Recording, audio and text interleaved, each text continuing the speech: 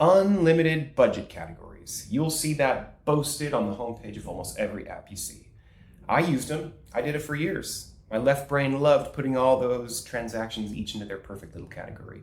But it took time, it took energy, and after a while, the transactions just piled up so high that it became unmaintainable. Then one day it struck me that none of these categories actually matter. I mean, they do, but they're secondary to the main goal of budgeting, which the most important things are: did I spend less than I made? And am I saving towards big future things or paying off my debt? If both of those things are true, then I don't care where I spent my money. Now, if they're not true, the categories do help in identifying areas that I need to change, but they're secondary, they're interesting, they're helpful, but they're not the main event.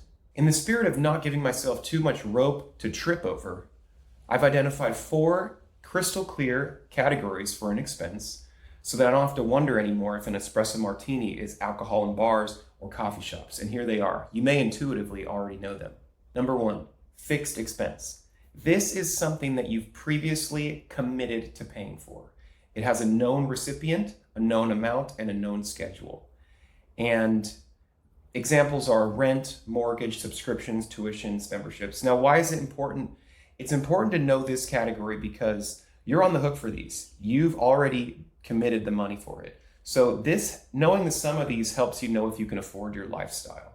And you got to keep it low enough to cover everything else. Number 2, the discretionary expense. This is basically everything else, day-to-day expenses, anything where you actively bought something. Now, this doesn't mean fun money. This just means not fixed expense. This means that you have a level of control and choice in the matter. And you may need to buy things that you really need, like food, but you have a huge array of options at the grocery store for how you spend your money. So examples for this would be groceries, gas, shopping, clothes, coffee, bars, restaurants, tickets. And tracking this is tracking what you can control. So this reveals if you've been frugal or extravagant over a certain period of time. Number 3, a special expense. This is the big purchase that you consciously saved for. It's usually accompanied by you pull money out of your savings account and you buy something big that you've been saving up for. So examples are like home renovations, big vacations, a new laptop, a down payment, an engagement ring. And the reason it's important to track this separately is because if you grouped it all with your day-to-day spending, you'd see a big old spike. And apps shouldn't punish you for making a big purchase. In fact, isn't that the whole reason we're doing this, is so that we can save up money and buy something cool? Number 4, unexpected expense. These are the unanticipated costs of life. Examples like parking tickets, medical bills, car repairs. There's just the no fun stuff that you wish never happens, but it inevitably does because we're human and life is life. So it's important to have a dedicated category for this so that you usually would pull money from an emergency fund to pay for these things.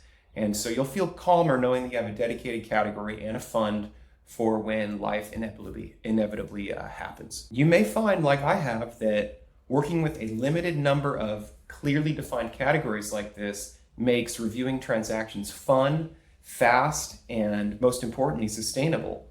For example, you don't have to split transactions anymore if you buy 2 different things at Amazon or the grocery store, and you don't have to move money between categories, and you don't have to worry if you're missing something. And so if you're interested in working like this, then try out tend.cash. It's a radically simple budget app, and it only offers these 4 categories so that you can know the numbers and then get back to your busy life.